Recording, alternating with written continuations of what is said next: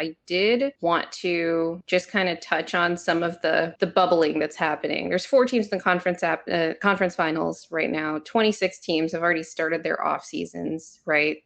And the Lakers are looking for a new head coach. And there was a story that came out a couple days ago that said that if the Lakers hire JJ Reddick, he's targeting Sam Cassell and is it James Borrego from the Pelicans as his assistant coaches.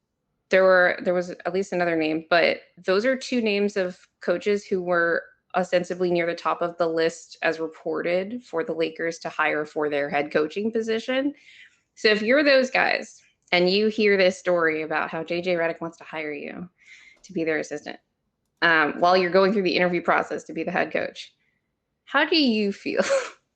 I just don't know if they just think about the politics of the NBA and they just kind of chalk it up to, well, this is a popularity contest and it's the Lakers and the Lakers, they make these big splash signings even in their hires now, like JJ Redick as a coaching hire. I think it would be really weird. I don't even know. Maybe it'd be good.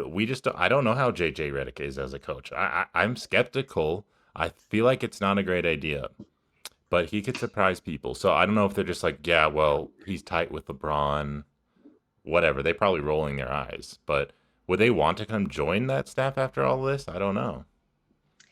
Well, Sam Cassell is currently an assistant with the Celtics, and Borrego is the lead assistant, like basically the Adelman of the Pelicans right now. And honestly, like I wouldn't be. It's not that it's insulting, right? Because like I saw this story come out, and my first thought was, okay, they're hiring JJ Redick because the only reason this story leaks. I don't think it would be JJ's people necessarily like alone that would leak it. It sounds more like something that the Lakers are putting out there to sort of calm the tension that comes with hiring not just a first time head coach in JJ Redick, but someone who has no NBA coaching experience whatsoever to be the head coach of a contending marquee franchise, like the marquee franchise in terms of like, big brand and whatever. Not that they're, great right Yeah. now in terms of play. Like those guys have to be thinking, well, first of all, they're like, I'm probably not getting this job because they have to know the same thing that I'm thinking, which is like, okay, why is this story coming out right now? The decision ostensibly hasn't been made yet. I'm actually wondering when the Lakers are planning on announcing this. Like every time I listen to it's ESPN has the Celtics Pacers series and like JJ's on all of these calls and I'm like, are you going to announce this like during the NBA finals or something that you're like, well, I'm leaving ESPN next year because or are they going to wait till after? I think the respectful thing is to wait till after. Maybe Adam Silver made a call and said, like, if you're hiring JJ Redick, like, I don't want to hear about it until after the NBA finals. Because he's mostly, I think Silver's generally done a good job, at least outwardly, of saying, like, we want like the game and the teams that are good to take front and center when it comes to the discussion as much as he's able to steer that, which is probably not that much, but whenever he has an opportunity, he sort of like pays at least lip service to that. um yeah, there's just like so many thoughts in my head when I saw this story because I'm like, okay, he's getting the job.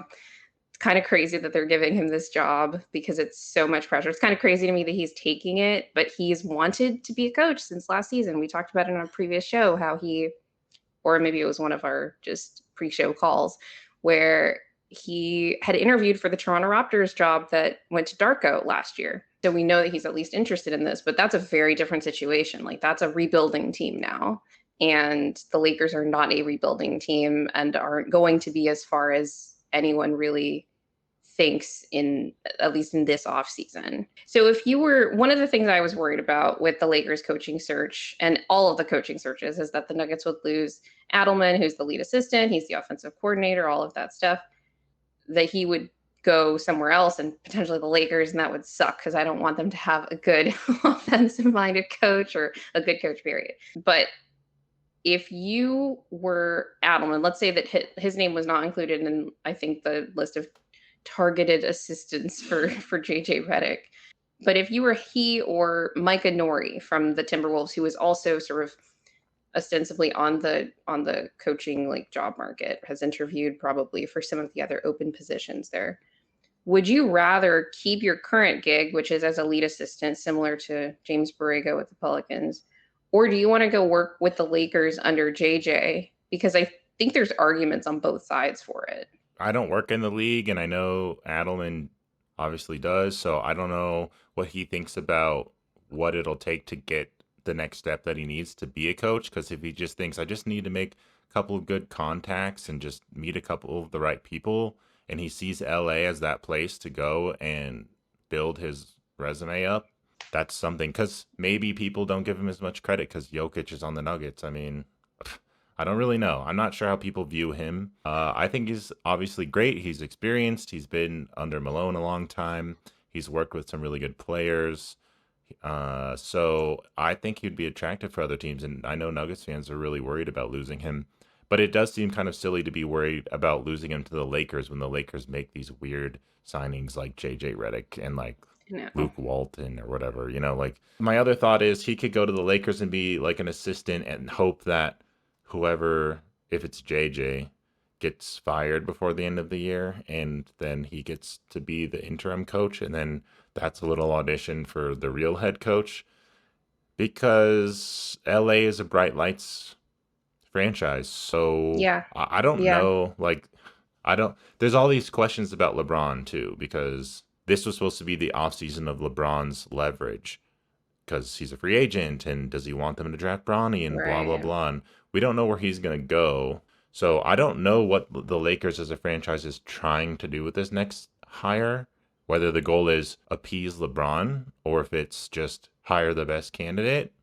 Maybe they are deluding themselves and thinking they're doing both simultaneously. If I'm Adelman, I feel like I'd want to just stay with my guys. Like, if you're enjoying your life and you're enjoying this team, then you should stay with them. But if you like really want to be a head If you enjoy coach, like relative job security, because when they exactly, fired Ham, they fired like most of the all the assistants else staff. as well. And Lakers are, I mean, I guess LeBron has a little bit of a reputation of being a coach killer. So, and it's just, you get such scrutiny in LA. You want to sign up for that? You want to like go be on the Lakers, whereas like you lose a regular season game and everyone says you're terrible? Because coaches are often the first people to get criticized in LA, I feel like. So, That's so true, right? Like, and it's so funny because like the Nuggets are a better team, but when you think about how we felt watching them this regular season, and obviously they finished with 57 wins, whatever, like we were so much quicker to criticize the players for the most part than the coaches. Probably, I mean, whatever. We know the team well. Not that Lakers fans don't, like they obviously follow the team as well, but with the exception of D'Lo, um, the other players don't really like get blamed for how they played in losses. Like if Torian Prince plays badly, you're blaming Ham for like playing him more than Rui. If Rui plays badly, then it's just like, well, whatever. Like I feel like we are more willing to criticize not just anybody but Jokic. I feel like when Jokic plays like poorly in a loss, and it wasn't like, oh, the bench like frittered away the minutes or mhm. the lead, then like we're more quick to criticize the players. It's an interesting contrast there, the relationship between the fan base and the team relative to like just the different levels of the organization, right? So with the Lakers, like coaching and the front office get a lot more critique than the players, even though like they'll critique the roster. But Mhm. I watch, and I say this as somebody who actually follows a lot of Lakers like post game shows and like all of this, right? And the level of sort of blame that comes with poor performance is definitely different for those different groups within the organization. But I think you're right though that like if you if you're thinking yourself like I just need to make some contacts, or maybe JJ shits the bed and they want to just promote whoever is on the bench there. I think that there's a reason that I listed Sam Cassell first in my show notes because he's actually been in this position before where it was sort of not rumored but sort of hinted at that like if Missoula shits the bed again, that he's like right there to basically take over if if they need to, because he's so experienced in whatever, they trust him more. And so I think that the question for him is a little bit more interesting than for the other potential lead assistant targets for JJ Redick's coaching staff. It's so weird. Can you imagine? Like, I know he's a former player and he does coach, like, he talks all the time on his podcast that he coaches his like kids team. That's very different level. Can you imagine like a podcaster becoming a coach? It almost feels like Trump running for president kind of thing where you're Oh just my like, god. it's weird. It's like, not to be like pretentious about the job, but it does just kind of feel very different. And I'm sure, the other coaches in the NBA feel a certain way about like someone jumping the pecking order. But Yeah. anyway, oh, sorry, if you wanted to. No, just last thoughts is like I always thought that being in the media and doing what JJ does, where he's got his podcast and he's commenting on games, is way less stressful and cushier and just fun than being a coach, where you're getting scrutinized and you're like slaving over film and you're, frustrated because the players won't listen to you and or whatever it Constantly is. getting blamed for like other Yeah, people's, like, he can't control necessarily how yeah. the players play, but But I that's guess, going to determine how he's evaluated. but I guess maybe he just really loves the camaraderie of a team and he likes the chess match and obviously he's smart schematically, although I don't know how his offense is going to look when he like eliminates the dunker spot because he hates it so much. Is he just going to be like some D'Antoni 5 out offense, shoot a bunch of threes because that's what he did? I'm like, how? I don't know. I just have questions about him, and if he gets the job, then cool. His name has been brought up with multiple different teams. He's obviously interviewed with teams, and I was surprised every single time, but it never actually happened. With this Lakers one, it does seem more like it's happening, right? Because I feel like a lot of the reports of the hirings just recently, like with Bud, with the Suns, and Oh, even that's like right. Doc I keep forgetting Rivers. that happened because it happened so fast. They were just like, bye, Yeah. Vogel. Didn't really do a coaching search. So I guess there were like behind the scenes talks for Hmm. Budenholzer because then they signed, what is it, a 5-year deal? I don't know. I don't remember. Yeah, it's just a lot, like you said, a lot of these reports on these coaches has been really fast. So 5 years, yeah. So I'm Five thinking, years, 50 million. yeah, that's a lot of money to be paying, and I'm pretty sure they're still paying like other coaches who aren't I with think them. that gets the Bucks off the hook for the remainder of his previous contract with them though. Yeah, oh, that's good. So they Mm. actually did the Bucks a favor. I like your point about how maybe they were waiting or they were told to wait since he's still calling these games and you don't want like any weirdness going on there.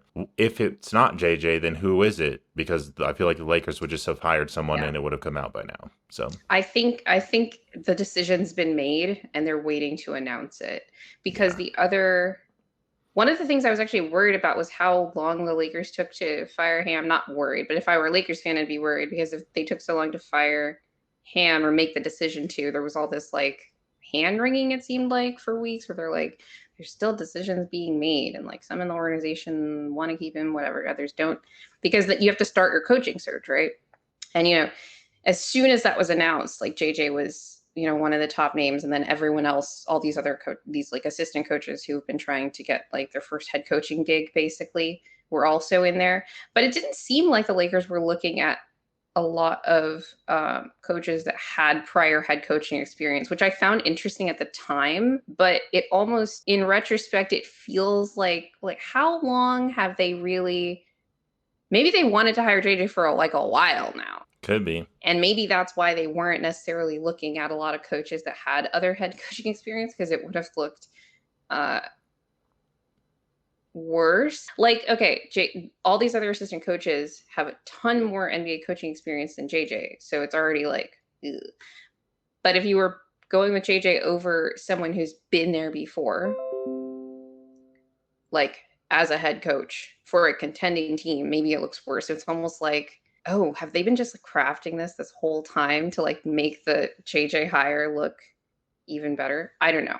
Maybe I'm reading too much into this, but I appreciate our listeners indulging our little off-season gossip segment. We're going to have a lot more of those as after the playoffs conclude for sure, because I think you talked about it last episode. Like, this is just another interesting part about the NBA. It's like, for me, it's like almost a Real Housewives component to it when it comes to all of this meta stuff, when it comes to roster building, trade rumors, free agency rumors. I think it's really interesting as all of these teams sort of try to do whatever they can to gain some kind of edge on the margins in this really competitive league. Like, this is probably, as long as I've been following the NBA, like the most aggregate level of competition I've experienced following it. Of course, it was more casually, more like a year ago or so, but it always felt like there's like 2 or 3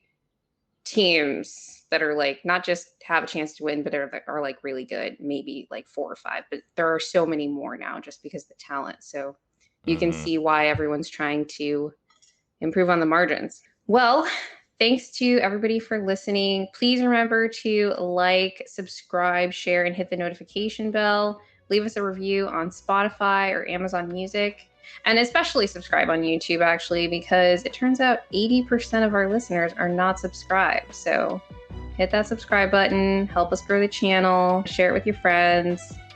And always remember, winning is fun and losing sucks.